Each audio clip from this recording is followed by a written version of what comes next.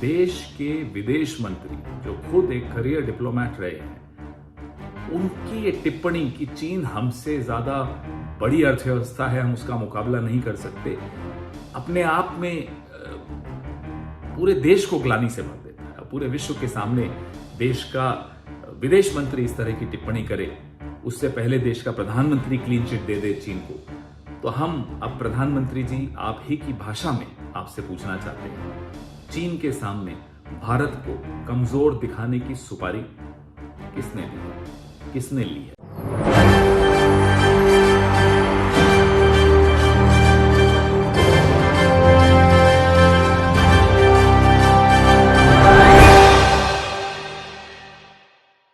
भारत देश की स्थिति की अगर हम बात करें तो हमारे देश में गरीब गरीब होता चला जा रहा है, अमीर अमीर होता चला जा रहा है। सियासत सिर्फ कुर्सी तक बची है और लड़ाइयां सिर्फ आरोप और प्रत्यारोप तक। दर्शकों, आपको बता दें कि लोकतंत्र में सिर्फ और सिर्फ कुर्सी की लड़ाई भारत देश में देखी जा रही है। एक तरफ अडानी के मुद्दे को लेकर कांग्रेस पार्टी पूरा विपक्ष केंद्र की सरकार को घेर रहा है, वहीं केंद्र की सरकार जो है विपक्ष की पार्टियों को घेरने का प्रयास कर रही है। जब भी कोई बड़ा नेता जो है यहां पर मंच पर पहुंचता है, स्पीच देता है, भाषण देता है, तो वहां पर कहीं ना कहीं मुद्दों से भटक जाते हैं, तीखे हमलावर करते हैं और कहीं ना कहीं एक दूसरे की छवि को खराब करने का प्रयास किया जाता है। लेकिन दर्शकों, सबसे बड़ा सवाल है कि आखिर क्यों हमारे देश में जनता ही पिसती है? आखिर क्यों हमारे भारत देश में गरीब के कल्याण के लिए कोई आवाज नहीं उठाता है? और यहां पर क्यों ये कहा जा रहा है कि भारत को कमजोर करने की सुपारी पीएम मोदी ने दी है?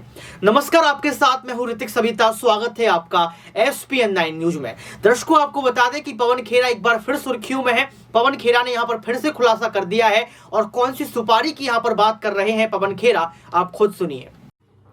दोस्तों, चीन ने 3 अप्रैल को फिर से 11 ऐसे स्थान हैं अरुणाचल प्रदेश के जिसका नामकरण अपनी भाषा में कर दिया। इससे पहले दिसंबर 2021 में 15 स्थानों का किया था, वो भी अरुणाचल प्रदेश के ही थे, और उससे पहले अप्रैल 2017 में 6 स्थानों का नाम परिवर्तन किया। ऐसा क्यों हो रहा है? ये इसलिए हो रहा है कि जून 2020 को प्रधानमंत्री जी ने एक क्लीन चिट दी चाइना को कि नहीं, कोई घुसा ही नहीं, कोई आया ही नहीं। बहादुर सैनिकों की शहादत के बावजूद इस तरह का क्लीन चिट देना चीन को और निडर बनाता है, चीन को निर्भीक बनाता है, और चीन को लगता है कि वो कुछ भी करेगा, प्रधानमंत्री अपनी छवि बचाने के लिए दुनिया के सामने बोलेंगे नहीं, चीन ने कुछ नहीं बिगाड़ा, चीन ने कुछ नहीं किया। आज स्थिति यह है कि डेप्सांग प्लेन्स में जहां हम बिना रुकावट के गश्त लगा पाते थे, आज वहां हम गश्त नहीं लगा पा रहे हैं, वो हमारे हाथ से निकल चुका है वो इलाका। आपने कुछ हफ्तों पहले देखा, देश के विदेश मंत्री जो खुद एक करियर डिप्लोमेट रहे हैं, उनकी ये टिप्पणी कि चीन हमसे ज्यादा बड़ी अर्थव्यवस्था है, हम उसका मुकाबला नहीं कर सकते, अपने आप में पूरे देश को ग्लानि से भर देता है। पूरे विश्व के सामने देश का विदेश मंत्री इस तरह की टिप्पणी करे, उससे पहले देश का प्रधानमंत्री क्लीन चिट दे दे चीन को, तो हम अब प्रधानमंत्री जी आप ही की भाषा में आपसे पूछना चाहते हैं, चीन के सामने भारत को कमजोर दिखाने की सुपारी किसने दी है, किसने ली है? इसका जवाब देश जानना चाहता है। जय हिंद।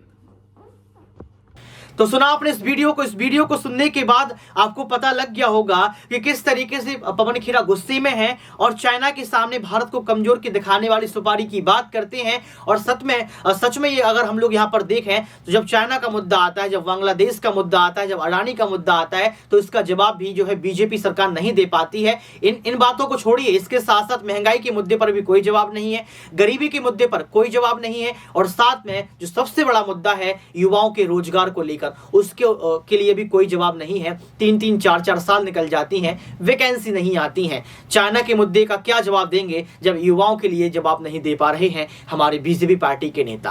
पहले आप कमेंट बॉक्स में बताइए कि पवन खेरा की बात से आप कितना सहमत हैं, और ये भी बताइए कि 2024 में क्या कुछ होगा। आज के लिए सिर्फ इतना ही। देखते रहिए SPN9 न्यूज।